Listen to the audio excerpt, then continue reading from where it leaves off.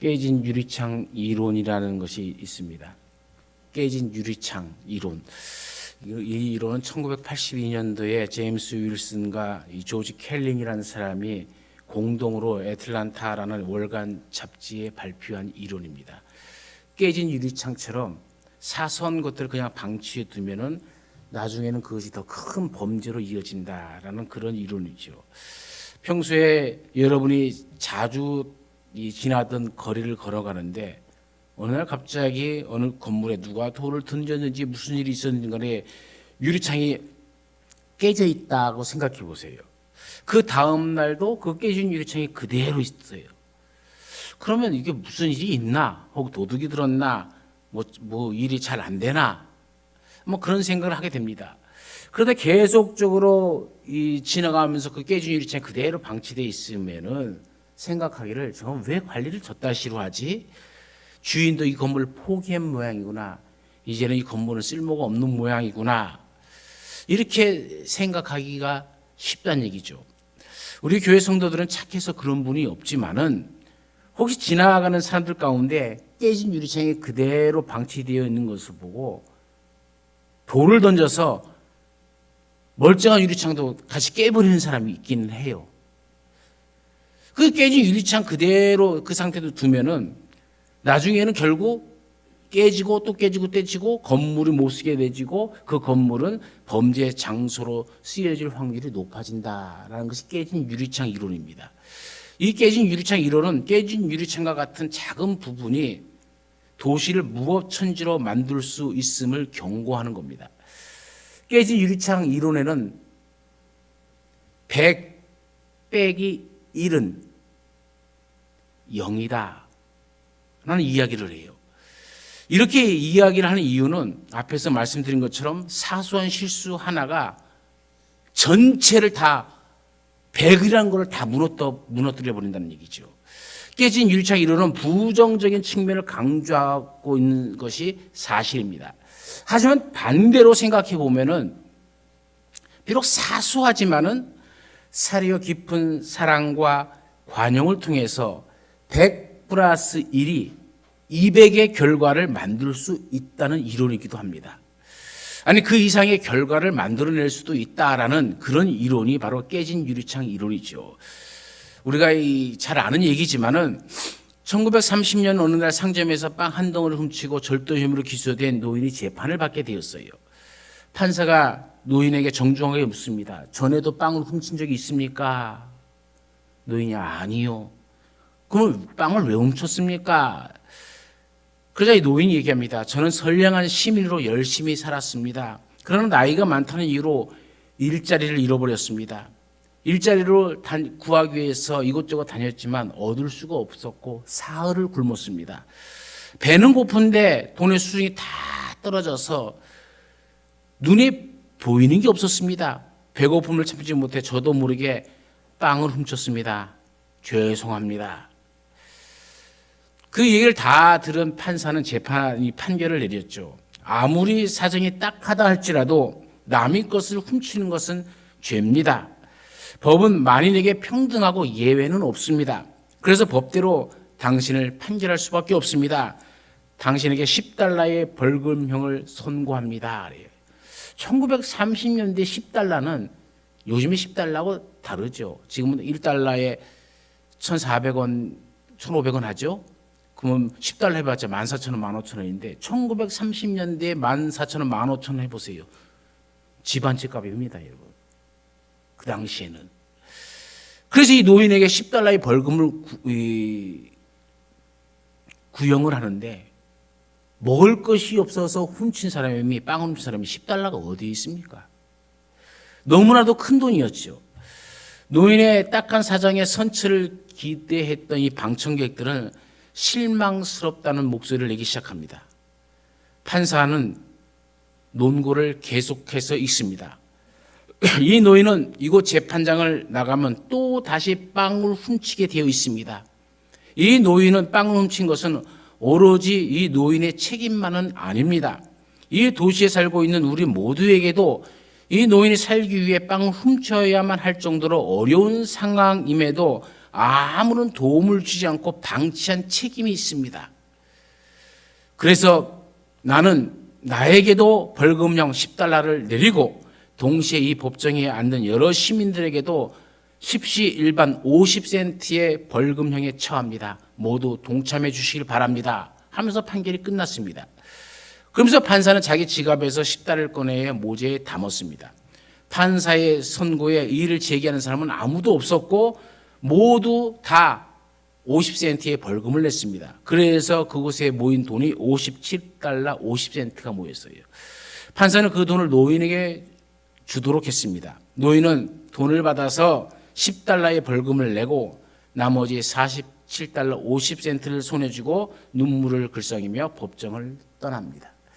이 명판결로 유명해진 피에넬로 라가디아 판사는 그 후 1933년부터 45년까지 12년 동안 뉴욕 시장을 3번씩이나 역임하고 존경받는 인물이 되었죠. 철학자 볼테르는 관용에 대해서 이렇게 얘기합니다. 관용은 인간만이 지니고 있는 덕목이다. 인간은 누구나 할 것 없이 약점과 실수로 가득 차 있다는 거죠. 우리의 어리석음을 서로 용서하도록 하자. 이것이 제1의 자연법이다. 이 관용을 제1의 자연법이다. 당연히 자연스럽게 해야 할 일이다라고 이야기했죠. 왜 세상은 날로 메말라 가는 것일까요? 왜 공동체가 하나 되지 못하고 편가르기를 하는 것입니까? 왜 서로의 다름을 인정하지 않느냐는 얘기입니다. 한마디로 얘기하면 관용하지 못하기 때문에 그렇습니다. 오늘 말씀은 바울이 3차 전도 여행을 마치고 예루살렘에 도착해서 예루살렘 교회의 최고의 지도자인 야고보를 방문한 이야기입니다. 마침 야고보는 장로들과 함께 있었습니다. 바울은 그들에게 문안하고 하나님께서 3차 전도 여행 동안 어떻게 역사했는지 참으로 하나님의 능력과 기적을 함께 나누며 은혜를 나누었습니다. 이방인 교회 가운데 하나님께서 하신 일들을 어떠한지를 자세히 설명해 주었습니다. 그 자리에 있는 사람들은 모두 바울의 말을 듣고 하나님께 영광을 돌렸죠. 그런데 그들은 바울에게 안 좋은 소문이 있다라고 얘기를 해줍니다. 그 소문은 바울이 이방인 가운데 흩어져 살고 있는 유대인들에게 모세를 배반하고 아이들에게 할례를 행하지 말게 하라 했다. 그렇게 가르쳤다고 얘기합니다. 또 유대인들의 관습을 쫓을 필요가 없다. 지킬 필요도 없다. 그렇게 가르친다는 소문이 있다는 얘기죠. 그래서 이 염려스러운 마음으로 바울에게 권면하는 겁니다. 예루살렘에는 분명히 바울 당시 자네가 이곳에 온 것을 알 것일세. 그 중에는 율법에 열심히 있는 자들이 있어. 그들은 분명히 자네가 이 예루살렘 교회에 왔다는 소식을 듣고 찾아와서 아마 가만두지 않을 것 같네. 시끄러울 것 같은데 자네 내 말을 들어보게나. 우리에게 한 가지 해결책이 있는데 그 해결책은 우리에게 서운한 4사람이 함께 있어. 이 사람을 자네가 데리고 가서 결례를 행하게. 그 결례는 머리를 깎는 것인데 그 머리 깎는 비용까지 자네가 내고 자네가 그들과 함께 머리를 깎으면은 아마 그 사람들이 봤을 때 바울도 결례를 행하는데 우리가 들은 소문이 헛소문이었구나라는 것을 알게 될 것일세. 그러니 그렇게 해주겠나? 여기서 이 결례라는 것은 나시린의 서원이죠. 하나님께 선택받았다 하는 사람은 이 머리를 밀어야 되는 그 서원, 그것을 유대인은 결례를 지키고 있는데 그걸 얘기를 합니다. 그러자 바울이 예루살렘 지도자들의 이 이야기를 듣고 알겠습니다 하면서 그대로 행하죠. 여러분 바울 입장에서 한번 생각해 보십시오. 사실 바울은 지금 억울한 일을 당하고 있는 거죠. 내가 하지 않는 일에 대해서 억울한 소문이 돌아갔고 지금 나에게 핍박으로 다가오는 겁니다. 바울도 유대인입니다. 모세를 배반한 적도 없고 그들이 말한 대로 가르친 적도 없습니다. 하지만 바울은 억울하다고 너무한다고 그렇게 말하지 않습니다. 지금 바울은 이방인 교회 가운데서 예루살렘 교회를 돕기 위해서 이 헌금까지 가지고 왔는데 자기가 예루살렘 교회를 위해서 이렇게 큰 일을 하는데 이들의 태도에 대해서는 그 예루살렘 교회에 있는 사람들이 자기를 그렇게 그 소문을 받아들이고 소문을 믿는 데 대해서는 섭섭할 수도 있죠. 그런데도 바울은 묵묵히 그것을 관용으로 받아들입니다. 바울은 본질이 무엇인지를 잘 알고 있는 사람이에요. 그래서 비본질적인 것에 대해서는 얼마든지 수용하는 자세를 가지고 신앙생활을 합니다. 만일 바울이 예루살렘 교회 지도자들의 해결책을 받아들이지 않고 자신의 감정대로 누가 그래요? 누가 그런 소리예요? 하고 시작했다면 예루살렘 교회는 풍지박산이 나는 것이죠. 하지만 바울은 그런 혼란을 싫어했습니다. 그래서 그렇게 하지 않고 그대로 야고보와 장로들의 권고를 수용해서 교회를 평안스럽고 화평스럽게 만들어 갑니다. 시온이 나나미가 쓴 로마인 이야기라는 책이 있죠. 아마 읽어보신 분도 계실 겁니다.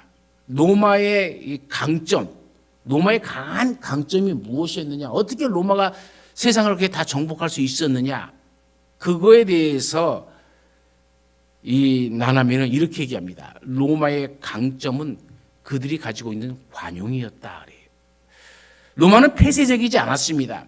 로마는 정복한 민족 중에서 자신들의 왕을 선출할 정도로 개방적이었습니다. 그 나나미는 이런 관용 정책이 로마를 강력한 제국으로 만든 원동력이 되었다라고 얘기하죠. 1790년대 미국의 헌법의 기초자 중 한 사람인 제임스 윌슨도 이렇게 얘기합니다. 로마인은 자국의 힘을 전 세계로 확정하려 한 것이 아니라 세계의 주민들이 자진해서 로마로 쏟아져 들어왔다라고 얘기를 해요. 다른 나라 사람들이 자진해서 로마로 쏟아져 들어왔다는 거예요. 우리도 로마인 되게 해주세요 하면서 다 들어왔다는 것이죠. 그것을 로마는 관용으로 다 받아들이고 저들에게 귀한 직책까지도 다 내리면서 다스렸다는 겁니다. 야고보서 3장 17절에 이렇게 얘기하죠. 오직 위로부터 난 지혜는 첫째가 성결하고 다음에 화평하고 관용하고 양순하며 이렇게 얘기해요. 이 말씀 보면 야고보 사도는 관용을 뭐라고 얘기하냐면 위로부터 난 지혜다라고 얘기합니다. 위로부터 난 지혜라는 것은 하나님께서 주신 지혜라는 것이죠. 그러니까 하나님께서 주신 지혜가 없는 사람은 관용하지 못한다는 얘기입니다. 빌립보서 4장 5절에서는 바울은 이렇게 우리에게 얘기합니다. 너희 관용을 모든 사람에게 알게 하라. 주께서 가까우시니라. 여러분, 주께서 가까우신다는 말은 주님의 재림이 가까웠다는 거예요. 재림이 가까웠다는 건 심판의 때가 가까이 왔다는 얘기죠. 우리가 이 심판의 때가 가까이 올수록 우리는 더욱더 관용하며 살아가야 된다. 그 얘기죠.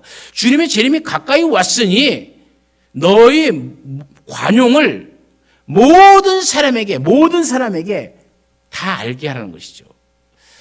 그렇다면 여러분, 관용은 무엇입니까? 관용을 뜻하는 한자를 본다면 한자로 어질다라는 뜻을 갖고 있죠. 어질이 인자입니다. 맹자는 인간의 기본 윤리를 5상을 제시했는데 그 5상 중에 첫 번째가 인이죠. 인, 의, 예, 지, 신. 이게 5가지입니다. 그 중에서 가장 으뜸이 무엇이냐라고 할 때에 맹자는 인이다 이렇게 얘기합니다. 어진 인자. 이 어질 인자의 한자어는 두 가지 짐을 진 사람이 자기가 짊어진 그 모습을 형상화한 겁니다. 남의 짐을 대신 지는 것, 그것을 어질 인자다 이렇게 얘기했죠. 따라서 인의 근본적 의미는 이타적인 행위를 말합니다. 왜 남의 짐을 집니까? 저 사람이 짐을 지고 너무 힘들어 쓰러지니까 그 사람을 보고 불쌍히 여기고 아이고 저렇게 하면 안 되지 하면서 그 사람의 짐을 내가 대신 져주고 그래서 그 사람을 일으켜서 같이 걸어가는 모습, 그게 바로 어질인 관용이란 말이죠. 이 칼빈은 관용에 대해서 손해나 역정을 당해도 쉽게 동요되거나 넘어지지 않고 평정을 유지하는 영적인 인내다라고 얘기했어요. 또 켄트라는 사람은 자신의 당연한 권리를 포기하고 다른 사람을 향해 너그럽게 대하는 태도를 관용이라 이렇게 얘기했습니다. 여러분, 그렇습니다. 관용은 모든 것을 포용할 수 있는 너그러운 마음이죠. 어쩔 수 없어서 하는 것이 아닙니다. 기꺼이 행하는 겁니다. 힘이 있어도 그 힘을 이용하지 않고 저 사람의 마음을 이해하며 수용하는 것이죠. 몰라서 하는 것도 아닙니다. 모든 것을 아는데도 이해하고 포용하는 것이죠. 본질적인 것에 흔들림이 없다면 비본질적인 것에 대해서는 너그럽게 다 수용하는 것입니다. 왜요? 그 목적이 무엇입니까? 하나님의 영광을 위해서라는 것이죠. 하나님의 나라를 위해서, 복음을 위해서, 전도를 위해서, 화평을 위해서, 다툼이 없게 하기 위해서 하나님의 백성들은 이런 관용을 가지고 살아가야 됩니다. 바울은 이러한 신앙적인 관용의 태도를 어느 특정한 사람에게만 나타내는 것이 아닙니다. 불신자들, 심지어 자신을 핍박하는 사람까지 모두 포함해서 모든 사람에게 우리의 관용을 보여야 된다라고 호소를 하고 있는 것이죠. 그러므로 우리는 하나님의 자녀로서 관용의 사람이 되어야 될 줄로 믿습니다. 관용의 사람이란 그는 어떤 사람입니까? 갈라디아서 5장에 보면은 성령의 9가지 열매를 이야기하기 전에 그에 대비되는 악한 육체의 일을 이렇게 기록하고 있죠.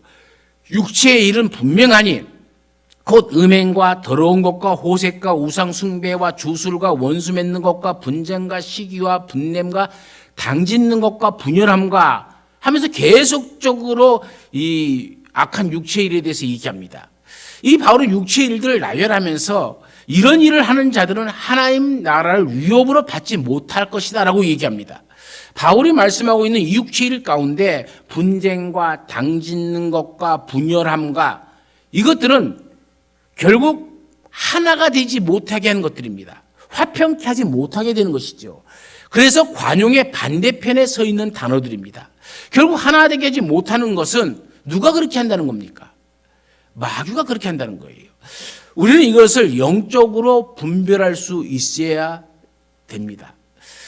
코로나19가 장기화되는 지금 이 시대 가운데 이제 뭐 끝나간다라고 얘기하지만 여전히 코로나는 우리를 위협하고 있습니다. 그럼 이 시대에 가장 우리에게 필요한 것이 무엇일까? 바로 관용이 아닐까 하는 생각이 들어요. 엊그저께도 보니까는 전철 안에서 마스크 썼네 안 썼네 갖고 참 노인네들이 싸우는 것을 보고 그걸 왜 서로 이해하지 못할까? 같은 말이라 또 마스크 안 쓰셨는데 제게 마스크 하나 있는데 드릴 테니까 좀 써주시겠어요? 조용히 얘기해도 될 텐데 왜 마스크 안 썼어요? 이게 뭔데 네가 뭔데 하면서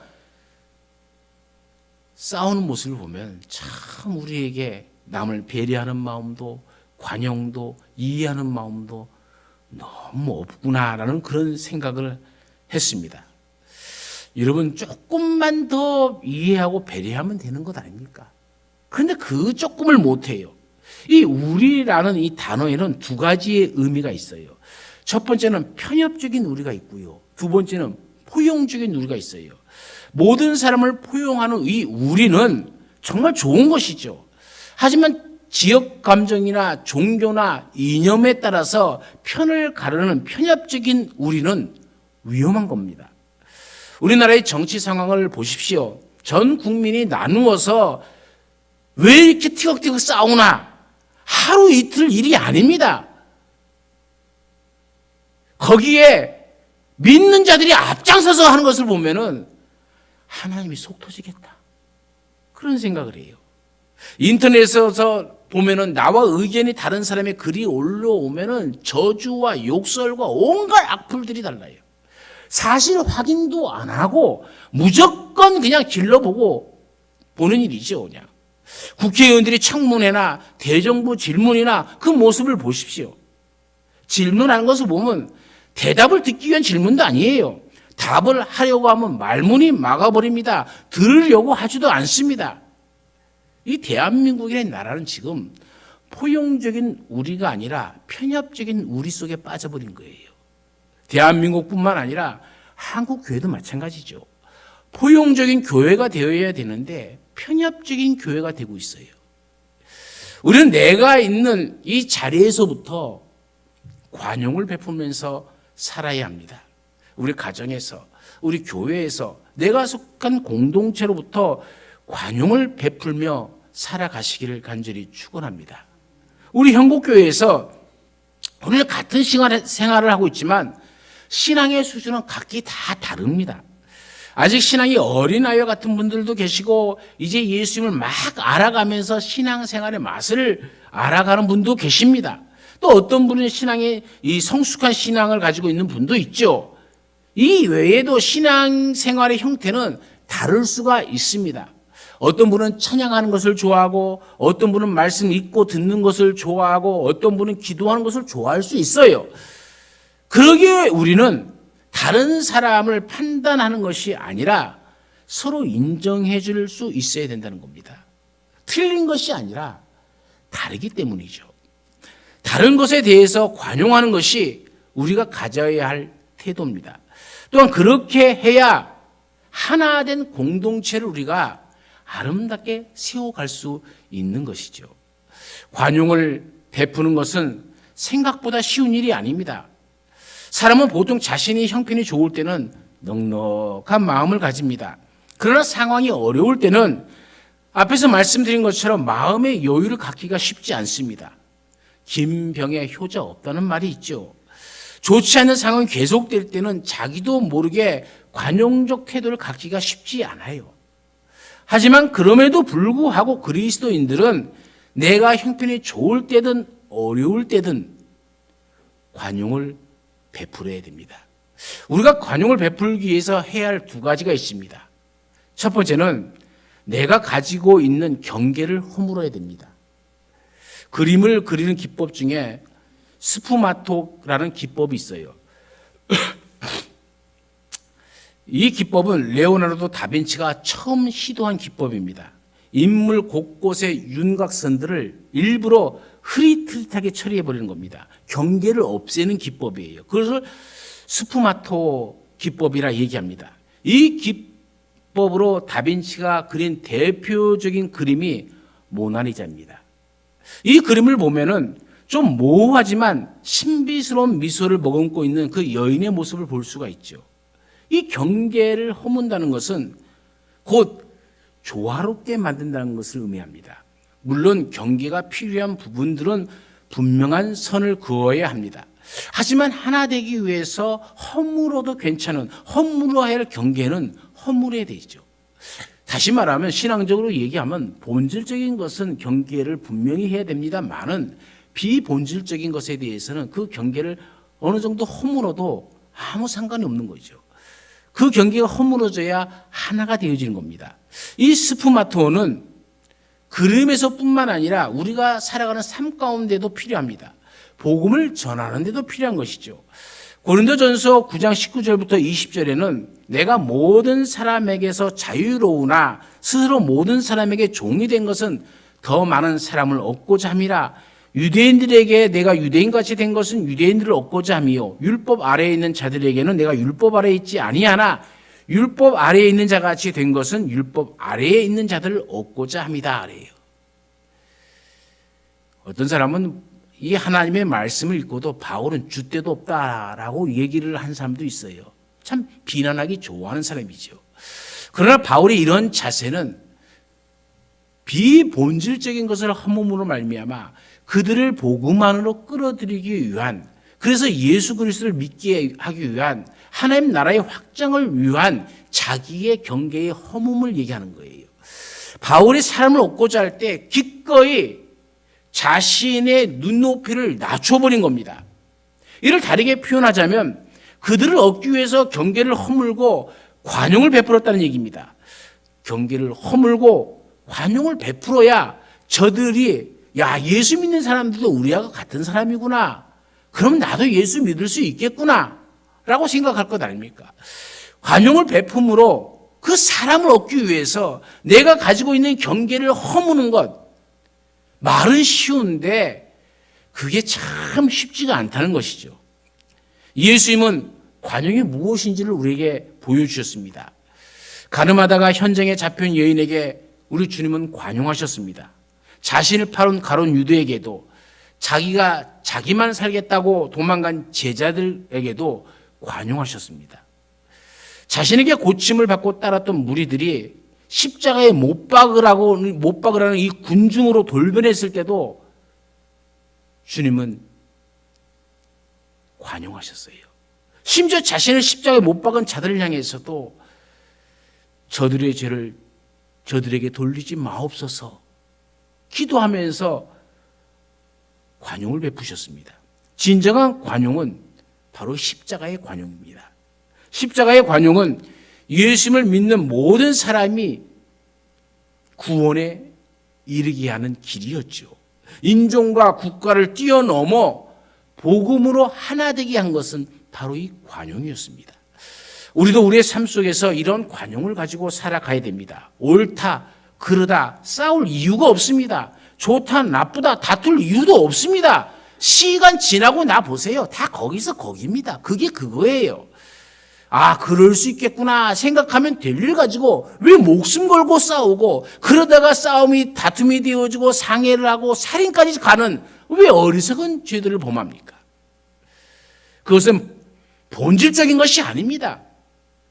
비본질적인 것이면 조금 더 너그러운 마음으로 품으십시오. 그러면 주께서도 우리를 더 넓은 가슴으로 품어 주실 줄로 믿습니다. 두 번째로 관용은 남에게 베풀어졌을 때 능력이 된다는 겁니다. 그건 남에게 관용을 베풀지만 자신에게는 철저히 해야 됩니다. 많은 사람들이 반대로 살아가요. 자신에게는 너무나 간대해요. 자기의 실수는 그럴 수 있지. 근데 남의 실수는 그거를 가만히 두고 못 봅니다. 꼭 지적질을 해야 속이 풀리는 사람들이 있어요. 반대로 살아가야 되는데 우리는 거꾸로 살아가는 거예요. 남에게 대해서는 어떻게 저럴 수 있어? 따지지 마시고 그럴 수 있지라고 생각하세요. 그리고 내 자신에 대해서는 이렇게 해서는 안 되지 라고 하면서 내 자신은 철저하게 남에게는 그럴 수 있지라는 마음으로 살아간다면 우리는 관용의 사람이 될 수 있습니다. 예전에 어떤 기독교 잡지사에서 목사님들을 대상으로 설문조사를 했어요. 그 설문조사의 질문이 뭐냐면 목사님들을 대상으로 한 겁니다. 교회에서 제일 불편하고 제일 싫고 무서운 사람이 누구냐? 라는 질문이었어요. 1위는 40일 금식 기도한 사람. 우리 교회 40일 금식 기도한 사람 손 들어보세요. 다행히 없네. 2위는 철야기도 잘하는 사람. 우리 교회는 없네.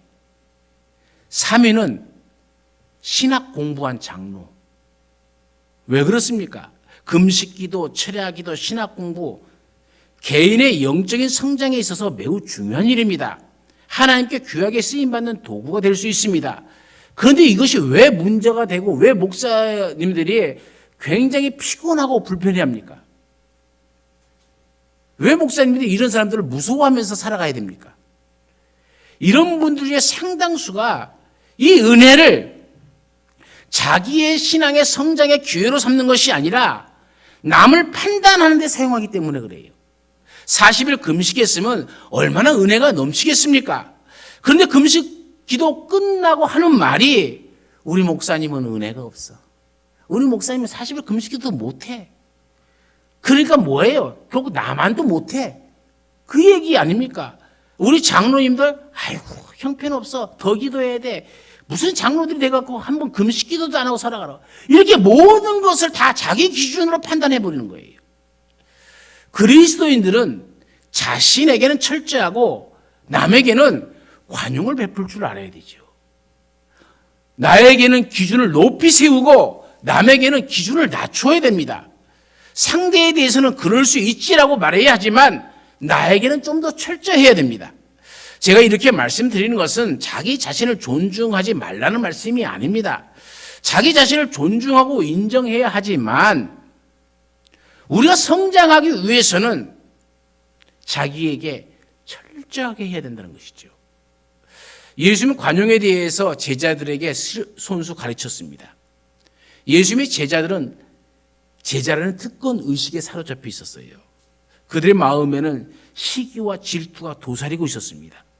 그러니 그들의 도량이 넓을 수가 없죠. 자연히 그들은 편협하고 배타적일 수밖에 없었습니다. 다른 사람이 행한 일을 인정할 줄 몰랐어요.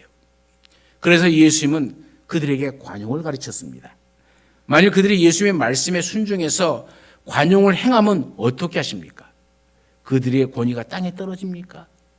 그들의 마음에 굴욕감이 찾아옵니까? 그렇지 않아요. 예수님은 다음과 같이 약속하셨습니다. 마가복음 9장 41절에 누구든지 너희가 그리스도에게 속한 자라 하여 물 한 그릇이라도 주면 내가 진실로 너에게 이르노니 그가 결코 상을 잃지 않으리라. 여러분, 여기서 예수님은 관용의 신뢰를 한 예로 들어서 설명한 겁니다. 물 한 그릇을 주는 거예요. 여러분, 더운 지방에서 나그네에게 물 한 그릇 주는 것은 누구나 흔하게 하는 일입니다.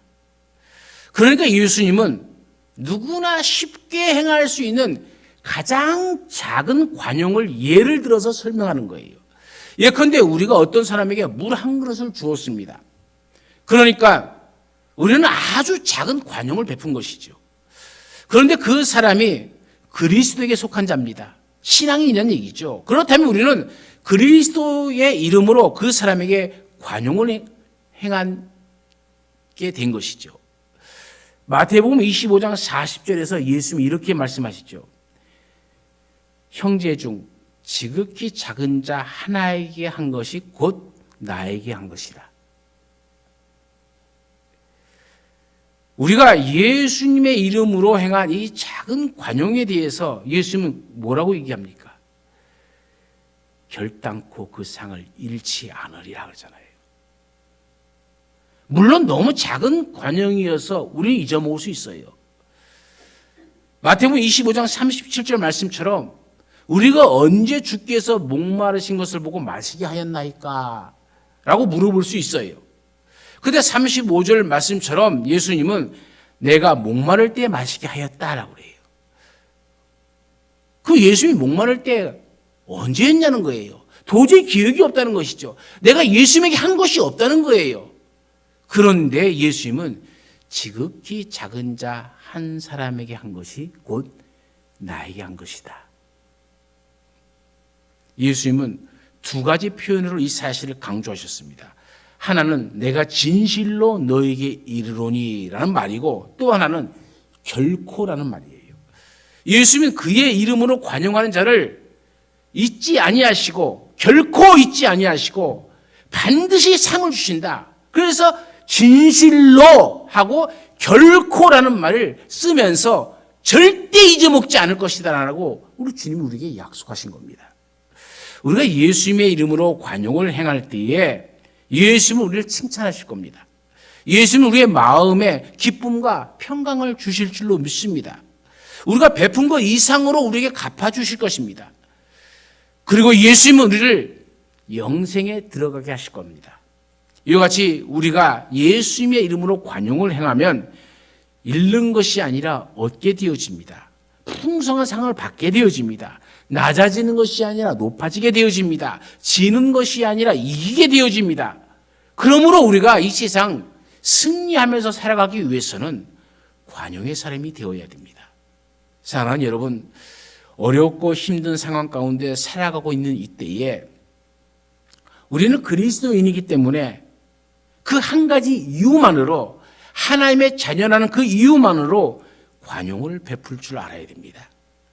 조금 더 이해하고 배려할 줄 알아야 됩니다.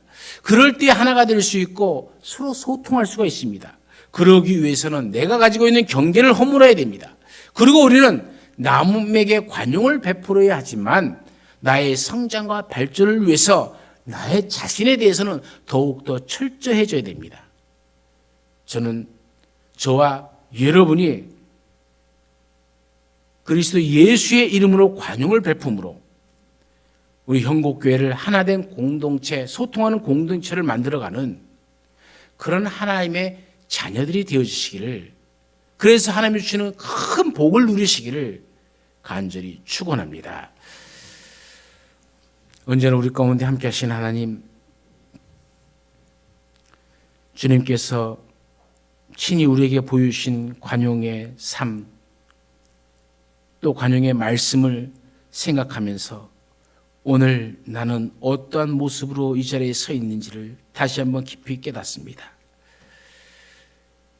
주님 오실 때가 가까이 오고 있는 이 때에 너희 관용을 모든 사람에게 알게 하라는 바울의 권면의 말씀은 오늘 우리의 삶의 지표가 되어야 됩니다.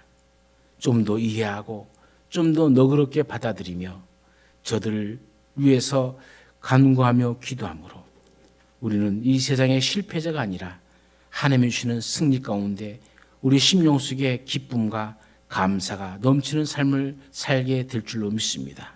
이 기쁨과 감사가 우리의 삶에 영원토록 함께하기를 간절히 원하오며 우리 주 예수 그리스도의 이름으로 기도드리옵나이다. 아멘.